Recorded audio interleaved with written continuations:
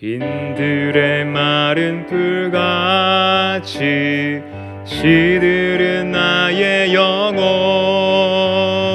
주님이 약속한 성령 간절히 기다리네. 가물어 메마른 땅에 단비를 내리시듯 성령의 단비를 부어 새 생명 주옵소서. 반가운 빗소리 들려 산천이 춤을 추네. 봄비로 내리는 성령 내게도 주옵소서. 가물어 메마른 땅에 단비를 내리시듯 성령의 단비를 부어 새 생명 주옵소서. 절 따라 우로를 내려 조목이 무성하니 갈급한 내 심령 위에 성령을 부으소서. 가물어 메마른 땅에 단비를 내리시듯 성령의 단비를 부어 새 생명 주옵소서. 참되신 사랑의 언약 있사오랴.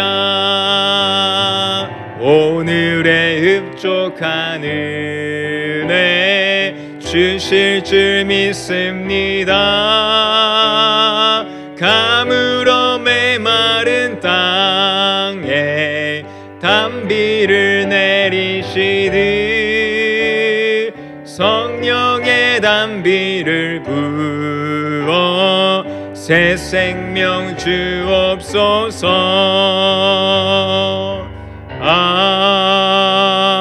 아멘. 함께 합심하여 기도하겠습니다. 이제 오늘부터 3일 뒤에 고등부 체코 단기 선교가 시작됩니다. 월요일부터 그 다음 주 수요일까지 진행된 여정 가운데 하나님의 은혜를 물붓듯이 허락하여 달라고 미리 예비하셔서 그 자리에서 은혜를 주실 준비하고 계시는 그 주님을 믿으며 함께 기도해 주시기 바랍니다. 두 번째로 기도하실 때에는 전교인 수련회를 위하여서 다시 오늘도 기도하겠습니다. 특별히 오늘은 주일학교 영혼들을 위해 기도하겠습니다. 영아부, 유치부, 유년부, 초등부, 고등부에 이르기까지 한 명 한 명의 영혼들이 비록 그들의 부서 수련회는 아닐지라도 큰 은혜 받고 큰 깨달음 받고 가족과 함께하는 기쁨을 누리며 가족이 함께하지 않더라도 간접적으로 그 은혜를 함께 누리며 돌아오는 귀한 시간 보낼 수 있게 해달라고 함께 기도하시겠습니다. 마지막으로 기도하실 때에는 국립농학교, 맹학교 가운데 함께 해주셔서 특별히 그들 가운데 믿는 자들이 생겨나 특별히 옥인교회 농인들이 더욱더 물붓듯이 불어날 수 있도록 주님의 부흥의 은혜를 우리 교회 가운데 허락하여 달라고 이 시간 함께 합심하여서 기도하겠습니다. 아버지, 기도하며 나아갑니다. 주님, 저희들이 체코 고등부 단기 선교가 이제 3일 남았습니다. 아버지, 저희들이 준비한 것은 여전히 부족해 보이고 연약해 보입니다. 그럼에도 저희들이 겸손하게 하나님의 은혜를 구하기를 소망합니다. 아버지의 은혜를 물붓듯이 우리의 7명의 영혼들 가운데 허락하여 주시옵소서. 하나님, 기도하며 나아갑니다. 전교인 수련회에 참석하는 우리 주일학교 영혼들의 마음을 지켜주시옵소서. 그 순전한 마음 가운데 예수님을 향한 사랑이 꿈틀꿈틀거릴 수 있도록 역사하여 주시고, 비록 주일학교 말씀을 듣지는 못할지라도 아버지 그 가운데 간접적으로 아버지의 그 은혜를 경험할 수 있도록 인도하여 주시옵소서. 가족과 함께하는 그 기쁨을 누리게 도와주시고, 또한 주일 그 당일 현장 강사 목사님들의 말씀을 통하여서 비록 언어가 좀 어려울지라도 그 은혜의 분위기 가운데 휩싸여서 귀한 귀한 것들을 깨달을 수 있도록 인도하여 주시옵소서. 모든 일정들을 주님께 올려드립니다. 하나님께서 함께하여 주시옵소서. 국립농학교와 맹학교 가운데 주님의 은혜를 또한 허락하여 주셔서 믿는 자들이 넘쳐나서 우리 옥인교회에 농아부가 있습니다. 농아부의 영혼들이 한 명 한 명 더욱더 늘어나는 다음 세대가 있는 농아부 될 수 있도록 주님께서 은혜의 강물 가운데로 우리 옥인교회 장애인 사역 가운데 축복하여 주시옵소서. 하나님 감사합니다. 고등부 책고 단기선교 가운데 함께 하실 줄 믿습니다. 전교인 수련회 가운데 은혜 내려주셔서 주일학교 영혼들 심령에 아버지의 말씀이 새겨지고 그들의 마음이 주님을 경외하는 은혜로 충만해질 수 있도록 주님께서 함께하여 주실 줄 또한 믿습니다. 국립농학교, 맹학교 가운데 은혜 내려주셔서 믿는 자들이 더욱 넘쳐나 옥인교회에도 우리 장애인 사역 가운데 귀한 결실이 맺혀질 수 있도록 그 계기가 될 수 있도록 인도하여 주시옵소서. 감사드리오며 예수님 이름으로 기도합니다.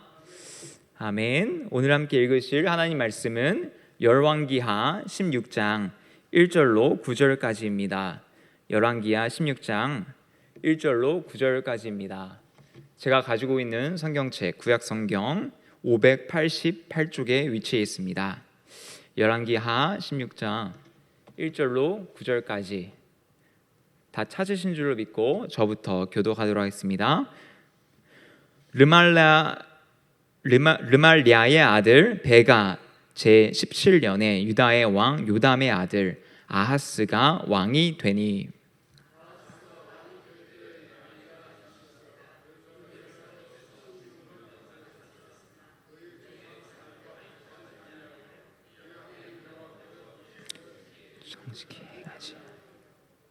이스라엘의 여러 왕의 길로 행하며 또 여호와께서 이스라엘 자손 앞에서 쫓아내신 이방 사람의 가증한 일을 따라 자기 아들을 불 가운데로 지나가게 하며 작은 산 위와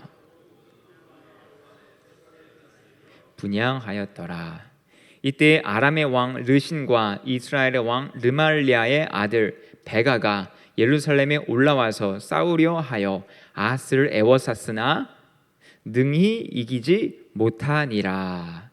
당시에 아람의 왕 르신이 엘랏을 회복하여 아람에 돌리고 유다 사람을 엘랏에서 쫓아내었고 아람 사람이 엘랏에 이르러 거기에 거주하여 오늘까지 이르렀더라. 아하스가 아수르 왕 디글랏 빌레셀에게 사자를 보내 이르되 나는 왕의 신복이요 왕의 아들이라. 이제 아람 왕과 이스라엘 왕이 나를 친히 청하건대 올라와 그 손에서 나를 구원하소서 하고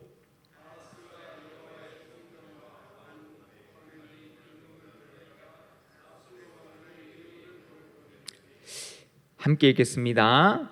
아수르 왕이 그 청을 듣고 곧 올라와서 다메섹을 쳐서 점령하여 그 백성을 사로잡아 기르로 옮기고 또 르신을 죽였더라. 아멘. 우리가 하나님을 의지하고 있는 것을 언제 알 수 있을까요? 예배당 가운데 예배 드리면서 우리가 주님을 의지하고 있다는 사실을 알 수 있을까요? 그렇지 않습니다. 우리가 주님을 정말로 의지하고 있는지 없는지의 여부를 알기 위해서는요, 우리의 삶 가운데 결정적인 선택의 기로에 섰을 때 우리의 모습을 보면 알 수 있습니다. 제가 주일학교 교사 생활을 사역을 하기 직전까지 하였었는데요. 특별히 직전 했던 사역이 우리 주일학교 사역이 청소년부 사역이었습니다. 청소년부를 맡으면서 고등학교 아이들을 중점적으로 교사로서 그들을 케어했었는데요. 저는 나름 괜찮은 신앙인 줄 알았어요. 그런데 어느 날에 제 안에 돈이 그렇게 많이 남아있지 않더라고요. 그렇죠? 돈이 많아있지 않은데 제가 그때 주일학교 아이들과 고등학교 남자 아이들과 주일 전날에 항상 만나서 마시는 거를 사 먹었거든요. 전날에 먹여야지 다음 날에 나올 확률이 높기 때문에 치킨이든 뭐든 간에 사줬었어요. 그러다가 돈이 없으니까 이거를 좀 많은 걸 못 사주되 그래도 있는 걸로라도 아이들을 먹이면은 되겠지라는 생각에 연락을 하고 만났습니다. 연락을 하고 만났는데 그 친구한테 솔직히 말했어요. 야, 선생님이 지금 돈이 없다. 야, 너네들 못 사줘. 그러니까 이것만큼은 내가 사줄 수 있으니까 가자라고 갔습니다. 오해하지 마세요. 저는 그렇게 가난하진 않습니다. 가난하진 않는데 그래도 이제 솔직하게 얘기해서 그냥 없으면 없는 대로 얘기해서 그냥 그렇게 지내고 또 돈이 오면은 같이 먹고 그렇게 지내였기 때문에 오해는 안 하셨으면 좋겠습니다. 그러다가 이제 치킨을 먹으러 들어갔어요. 치킨을 먹으러 들어갔는데 제가 살았던 동대문 지역에 처음으로 생겼던 치킨 프랜차이즈가 있어요. 프랜차이즈가 아니지만 치킨 그 가맹점이 있습니다. 거기에서 시작돼서 퍼졌었는데 그 첫 번째로 시작된 그 치킨 그 집이 저희 동네에 있었다라는 것이죠. 그래서 거기를 가서 그 금액에 맞춰서 주문을 하였어요. 그러다가 제가 얘기했습니다. 야, 선생님은 돈이 없어. 그러니까 너희들이 나머지 부분은 너희가 부담해야 돼. 더 먹을 거면은 얘기를 했습니다. 그러다가 남자들이니까 잘 먹더라고요. 그래서 그럼 더 먹어라. 부족한 거 너네가 내야 돼. 진짜 돈 없다 얘기하고 있는데 갑자기 계산을 할 때 갑자기 밖으로 그 친구들이 도망치는 거예요.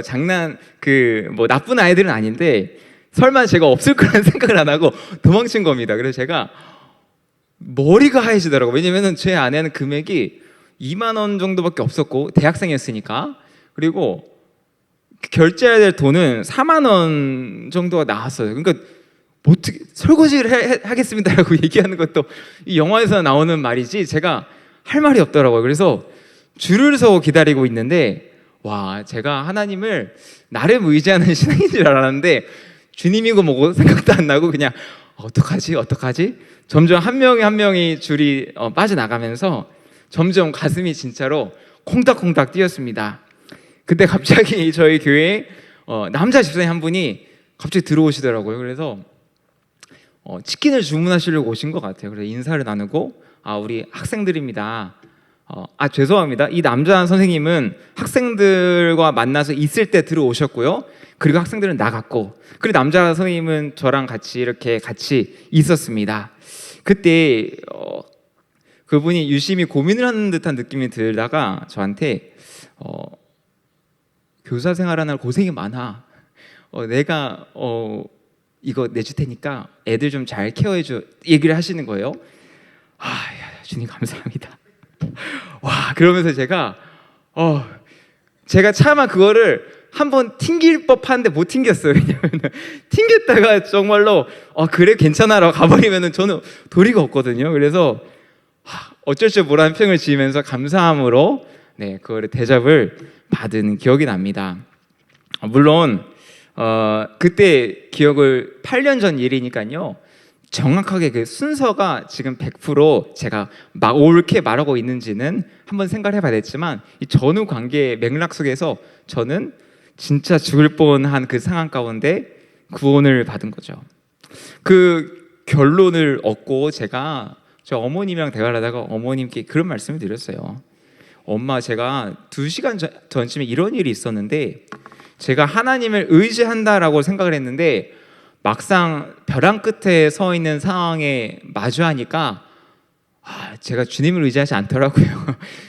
제가 벌벌 떨더라고요. 어머니 하니까 어머님이 그러니까 사람이 돈이 좀 있어야 돼. 없으니까 항상 그런 일들도 경험하는 거지라고 이렇게 어머님에서 다른 쪽으로 말씀을 돌렸던 기억이 납니다.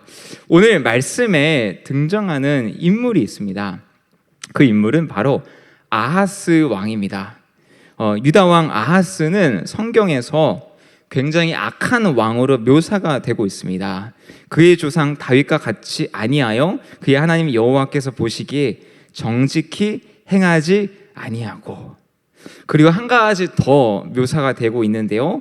이스라엘 여러 왕의 길로 행하며 또 여호와께서 이스라엘 자손 앞에서 쫓아내신 이방 사람의 가증한 일을 따라 자기 아들을 불 가운데로 지나가게 하며라는 표현으로 우상 숭배를 얼마나 직접적으로 온 마음과 전심을 다해서 하고 있는지 묘사가 되어 있는 왕입니다. 사실 그의 아버지 요담은 그래도 하나님께서 나름 괜찮게 묘사를 하였습니다. 요담이 그의 아버지 우시아의 모든 행위대로 여호와께서 보시기에 정직히 행하였으나, 물론 산당을 폐하지는 않았지만 그럼에도 불구하고 표현은 정직히 행하였다라는 표현이 처음에 언급이 되고 있어요. 그러나 이 아하스 왕은 처음부터 대놓고 우상을 전심을 다해서 숭배하는 악한 남유다 왕이었다라는 것이죠. 어제 최훈재 목사님과 함께 읽은 말씀 중에서 15장 37절 말씀을 제가 읽어드릴게요. 그때 여호와께서 비로소 아람 왕 르신과 르말레아의 아들 베가를 보내어 유다를 치게 하셨더라. 이제 성경은 그때에라는 표현으로 이제 15장이 마무리됩니다. 그때가 언젠지를 유심히 생각을 해볼까요?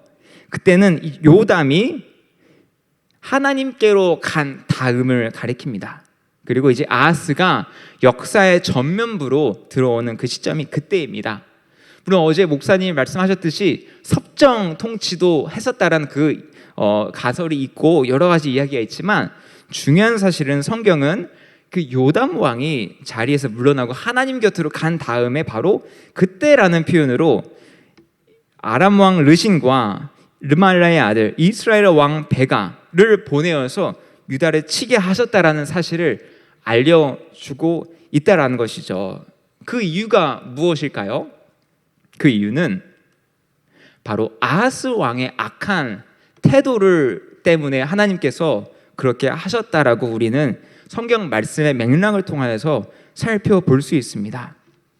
그런 아하스에게 하나님께서 이러한 일을 허락하여 주셨는데요. 5절 말씀을 우리 함께 읽겠습니다. 5절 상반절 말씀을 먼저 읽겠습니다. 상반절 시작. 이때 아람의 왕 르신과 이스라엘의 왕 르말레아의 아들 베가가 예루살렘에 올라와서 싸우려 하여. 그렇죠. 예루살렘에 올라와서 싸우려 하여.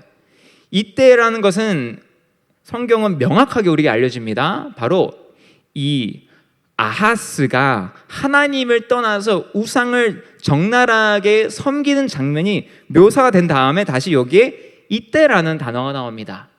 즉 하나님께서는 어떠한 목적을 가지고 아람 왕 르신과 이스라엘 왕 르말레의 아들 베가를 연합하게 만들고 예루살렘에 올라오게 하였다라는 것입니다. 그러나 그 하반절을 보면 놀라운 일이 있는데요. 하반절을 함께 읽겠습니다. 화면 보시고 시작. 아하스를 에워쌌으나 능히 이기지 못하니라. 놀라운 사실은요, 아하스를 예루살렘까지 올라와서 아하스를 에워쌌으나 능히 이기지 못하였다고 성경은 말해줍니다. 이 말씀은 사실 이사야서 7장 1절에 나와 있는 말씀과 거의 동일한 말씀입니다. 이사야서 7장 1절 말씀을 함께 화면 보시고 읽겠습니다. 시작. 우시아의 손자요 요담의 아들인 유다의 아하스 왕 때에 아람의 르신 왕과 르말리아의 아들 이스라엘의 베가 왕이 올라와서 예루살렘을 쳤으나 능히 이기지 못하니라. 결국 같은 말씀인데요. 7장 1절 다음에 나와 있는 이야기는요, 이 아람의 르신 왕과 이 르말리아의 아들 이스라엘의 베가 왕이 연합하여서 이스라엘을 공격하는 그 시점에 아하스 왕이 두려워 떨고 있는 듯한 그 말씀을 우리가 읽을 수 있고, 그 긴장 관계가 전개되는 것을 볼 수 있습니다. 즉 하나님께서 결국 아하스 왕에게 두 왕이 연합하여 쳐들어왔지만 승리를 주셨다라는 것을 먼저 그 긴장관계, 그 이야기를 알려주기 이전에 요약본으로 우리에게 알려준다라는 것이죠. 그런 측면에서 오늘 열왕기하 16장 5절 말씀도 어떠한 그 상황의 상황의 맥락에 따른 말씀이라기보다도 이 전쟁 가운데 하나님이 승리를 주셨다라는 요약본을 우리에게 미리 예고편처럼 알려주는 것을 이해하면 될 것 같습니다. 그리고 6절도 그 요약본이 이어진다라고 생각이 되는데요. 6절 말씀을 함께 읽겠습니다. 화면 보시고 함께 읽겠습니다. 시작. 당시에 아람의 왕 르신이 엘랏을 회복하여 아람에 돌리고 유다 사람을 엘랏에서 쫓아내었고 아람 사람이 엘랏에 이르러 거기에 거주하여 오늘까지 이르렀더라. 아멘. 이 말씀은 이 두 연합군 북이스라엘과 아람의 연합군과 남유다의 전쟁 가운데 있었던 또 다른 사건을 우리에게 알려주는 건데요. 즉 아람의 왕 르신이 엘랏을 회복하여 아람에 돌리고 유다 사람을 엘랏에서 쫓아내었다. 그래서 아람 사람이 엘랏에 이르러 거기 거주하여 오늘까지 이르렀다라고 현재의 상황을 당시 전쟁 상황과 연결지어서 배경처럼 설명을 해주고 있습니다. 이제 본격적으로 이제 본문의 이야기가 시작됐는데요. 7절 말씀을 제가 읽어드릴게요. 아하스가 아수르 왕 디글랏 빌레셀에게 사자를 보내 이르되 나는 왕의 신복이요 왕의 아들이라. 이제 아람 왕과 이스라엘 왕인 나를 친히 청하건대 올라와 그 손에서 나를 구원하소서 하고. 이 전쟁의 시작이 이제 본격적으로 우리에게 읽혀졌는데요.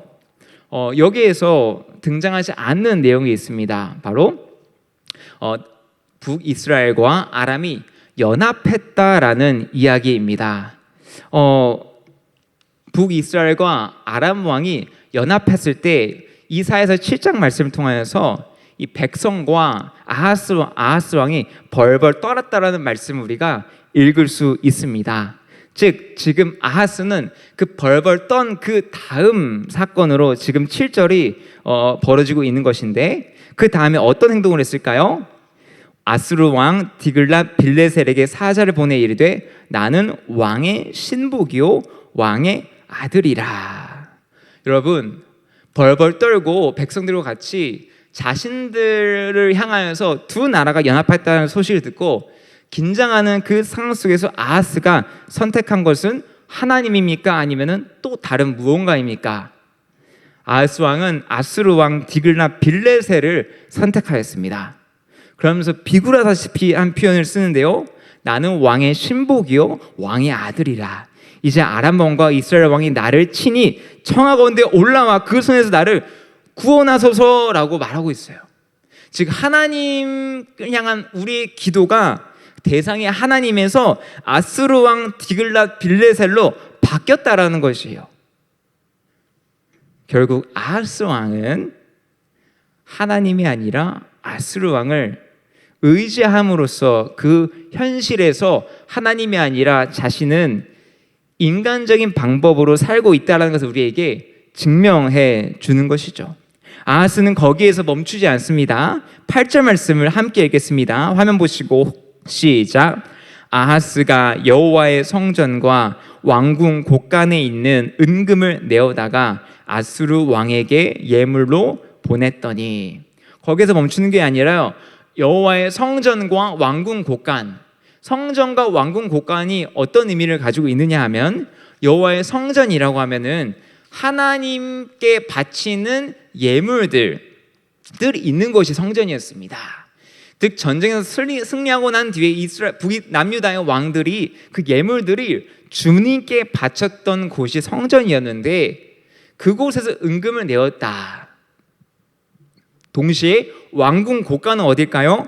백성들이 낸 세금이 있는 것이 왕궁 곳간입니다. 즉 백성들이 낸 세금과 하나님께 바쳐진 예물들을 모아다가 아수르 왕에게 예물로 보내는 말도 안 되는 행동을 지금 하고 있는 것입니다. 즉 지금 아하스 왕은 하나님께 해야 될 행동을 그 자리에 아수르 왕을 집어넣어서 예비하는 것 같은 모습을 우리한테 보여주고 있다는 것입니다. 즉 이 사항을 통해서 우리가 무엇을 할 수 있느냐면은 이 남유다의 아하스 왕은 결국 하나님을 섬기지도 않았을 뿐더러 모양은 있었지만 현실에서 결정적으로 위기에 처하자 하나님이 아니라 아수르 왕을 의지하는 것을 우리는 볼 수 있었다는 것이죠. 아수르 왕이 누구일까요? 성경에는 아수르 왕을 디글랏 빌레셀이라고 묘사하고 있어요. 당시 아수르 왕은 이 전 세계를 가운데 그 둘째라면 서러울 정도로 강한 대제국이었을 것입니다. 그 아수르 왕이 자기 옆에 있다라는 것을 아하스 왕은 알았고, 자기가 그에게 빌붙어서 예배하는 것 같은 모습과 같이 그를 높이면은 그가 자신을 도와줄 수 있을 거라는 사실을 알았던 것입니다. 사랑하는 성도 여러분,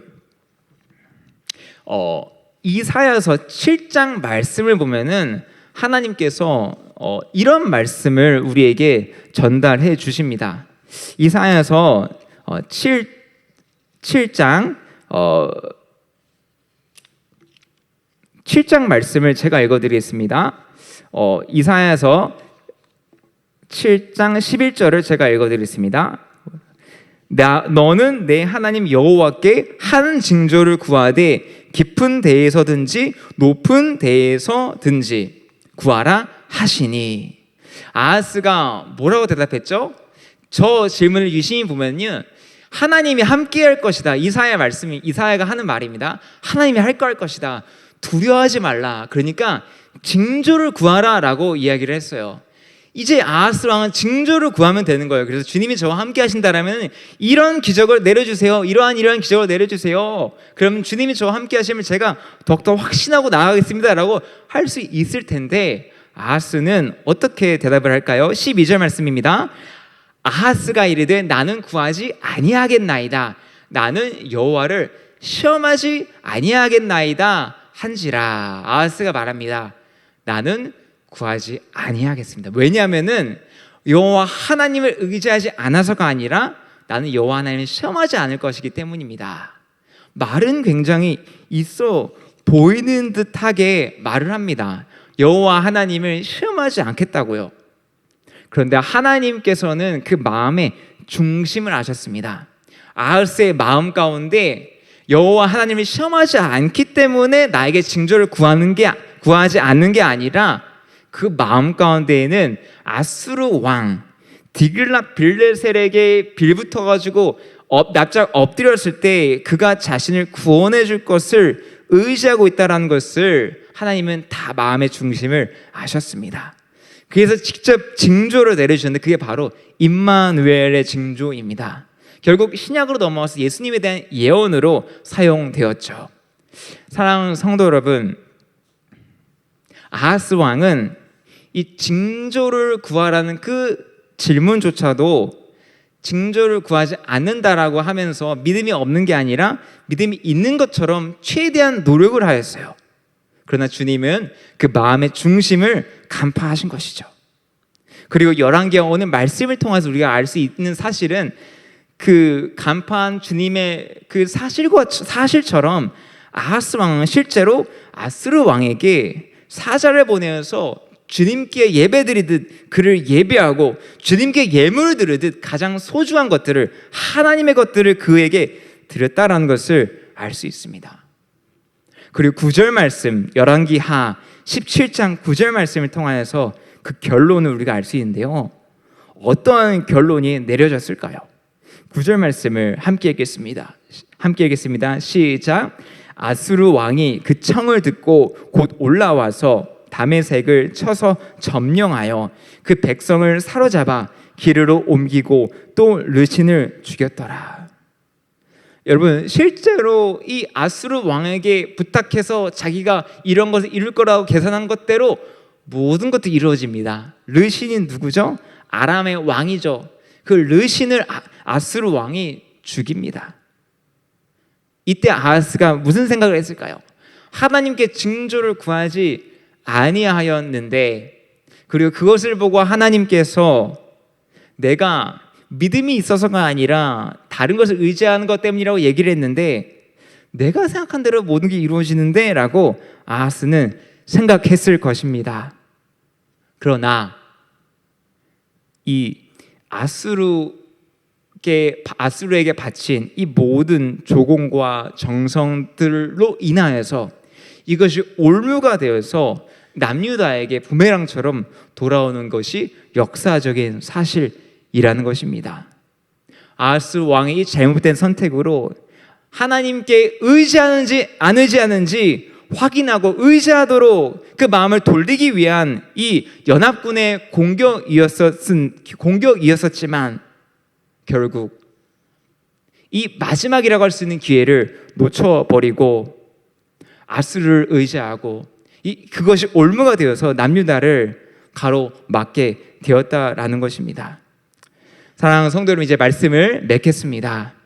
여러분은 무엇을 의지하시나요? 의지한다라고 아무리 고백을 하더라도 정작 우리가 급할 때 무엇을 찾는지 보면은 우리가 의지하는 대상이 무엇인지 알 수 있습니다.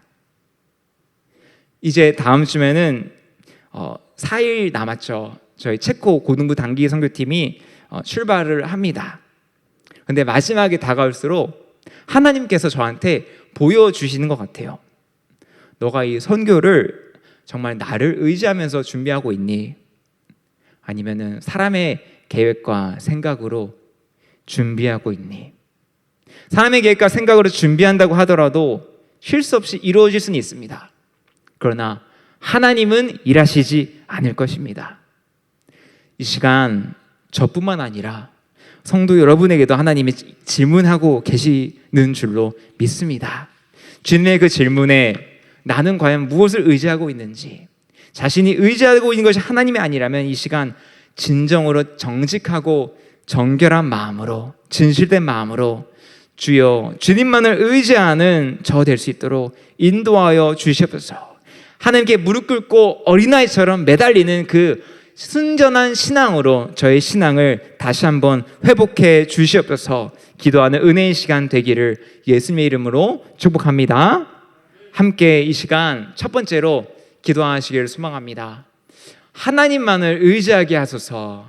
그리고 두 번째로는 거짓된 입술로 주님을 의지하는 신용 연기하지 않게 도와주시옵소서. 정말 진실된 마음으로 어린아이와 같이 주님께 매달리고 주님 아니면은 소망이 없습니다라는 기도로 나아갈 수 있도록 도와달라고 기도하는 우리 될 수 있게 달라고 이 시간 간절한 마음으로 주님께 주님의 이름 부르짖으며 기도하며 나아가겠습니다. 기도하겠습니다.